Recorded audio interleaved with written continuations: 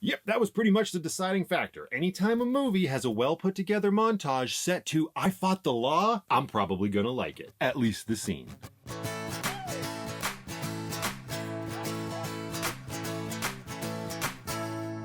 So CODA is a movie I was completely unaware of. It's an Apple original, which sucks, just means you gotta have one more subscription if you want to watch everything. And it's incredible. I hesitate because I feel like there should be a more powerful word. All I want to say is CODA was amazing. CODA was incredible. CODA's a really good movie. And I wasn't expecting that. Like I said, I hadn't heard of it. And when I saw the poster and read the synopsis of it, I thought, okay, it's going to be very similar to a fairly recent Netflix original movie that I talked about, Blue Miracle, which is at its core a family dramedy. Kind of like a Hallmark Channel movie. And yes, CODA has elements of that, but it goes above and beyond with its subject matter. So CODA, for those that don't know, stands for Child of Deaf Adult. I didn't know that going into it, and actually the movie never outright says it. So there's probably plenty of people that know what CODA means, but other people, like me, may or may not have to look it up, or will just derive that from what's going on in the movie. So let's go through the synopsis real quick because, well, there's not like a ton going on in it. It is a lot that you can unpack, and there's lots of stuff you could talk about when it comes to this movie. So at its core, the story is about Ruby, a young girl who is about to graduate high school, and she comes from a family of 4, and she is the only member of her family who can hear. Her mom, her dad, and her older brother are all deaf, and they have been her entire life. So she has spent a considerable amount of her life being their interpreter. Her father and her brother run a fishing business. They live on the coast of Massachusetts, and that business is starting to suffer. It's coming under pressure from regulations and the government, and they want to come in with inspectors. And of course, you can imagine, since her father and her brother aren't the best at communicating with other people, that's putting a lot of pressure on Ruby. Okay, that could just be a story in and of itself. But then on the flip side, you also have Ruby thinking about her future. She's about to graduate high school, and she starts to eye Berkeley through the help of her choir teacher. She wants to go to music school because Ruby has a beautiful voice. Think about that for a second. The one thing she becomes super passionate about, singing, and her family will never hear her. Just let that sink in for a second.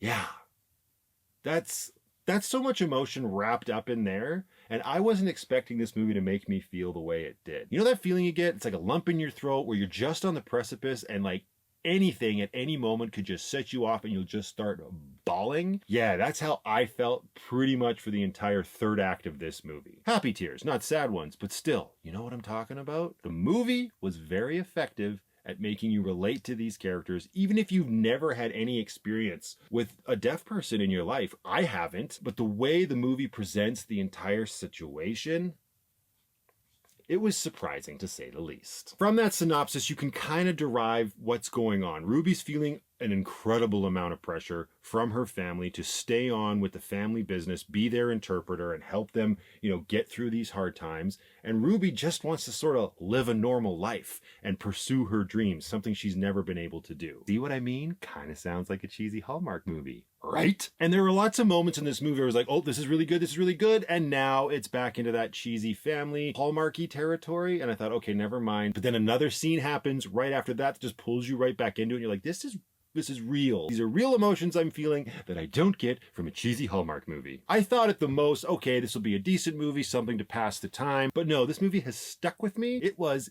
incredible. Now, yes, to be fair, it's got its cliche moments. Deaf family, girl that can hear, she's obviously got a friend. So they're going to set us up with a situation where that friend all of a sudden has the hots for her deaf brother and asks, oh, what's the sign for you're hot? What do you think she's going to do?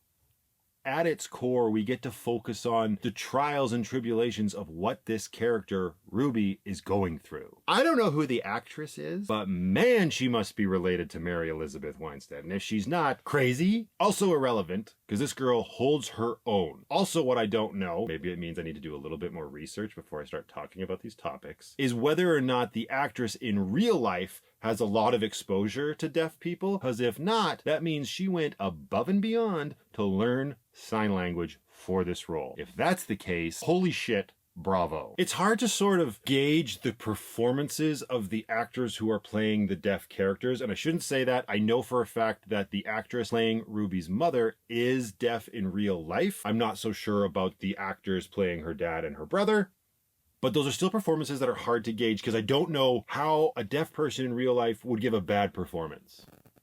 Is that weird? I don't know. But either way, they all did well in their role. You've got comedic timing, especially from Ruby's father, that works so well. And I mean, a lot of that comes from awkward sexual innuendo signing, but hey. Another standout performance is the actor who plays Ruby's music teacher, Mr. V. No, I'm not going to try and say his whole name. He told me not to, if I can't roll my R's. His performance was very well done. As a former graduate of Berkeley, he's the one who sort of sees the spark in Ruby and pushes her to follow her dreams. But there's this one scene in particular where he's tutoring her, and of course, we're going through the motions of she's trying to balance her passions and her family stuff and everything else going on in her life. And all of that stuff is constantly causing her to be late for her music lessons. And understandably, Mr. V is getting upset that Ruby's not respecting his time, and that's a fair point. But the way the movie sets it all up and presents it to you after he's sort of reprimanded her and said, don't be late again, obviously something happens and she's going to be late again. So you know he's probably going to stand his ground and kick her out and not tutor her. The entire time that scene is playing out, you're like, just sit him down. Just sit him down and just say, hey, look,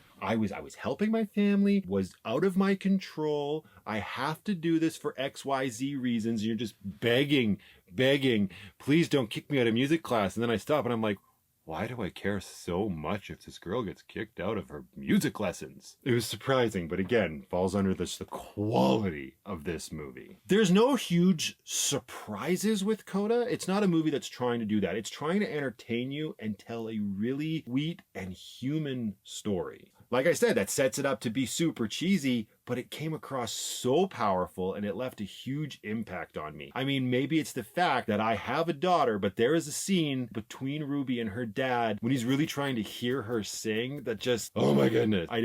Guys, I can't. Oh, so good. There are not enough words in the English language. It was just the kind of movie that could easily have been too cheesy, and it might not appeal to everyone, but it's the kind of movie that really reminds you of what it's like to be human and the connections that we can share with other human beings. And it does it in a way that says you can do this even if you can't talk. God, it was so good. It's a very by-the-book story, and it's not like I can really ruin anything. It's a feel-good movie. It's not going to leave you feeling anything except uplifted by the end, but it is a bit of an emotional roller coaster in terms of just being on the brink of wanting to have an explosion of emotions. Yikes. So for me, CODA gets a 10 out of 10. So yeah, there was no other option. While it has its moments of predictability and a little light cheesiness, all I want to say is that's not always a bad thing. And if the movie can be as effective as it was in getting those emotions to swell up and stay in my throat, and it just keeps me on edge, waiting with bated breath to see what is going to happen next, and is it going to make me actually cry? That's pretty impressive. So what about you guys? Have you seen CODA yet? Like I said, it's on Apple TV, so if you have that, check it out. Let me know what you thought, and I will talk to you all in the next one.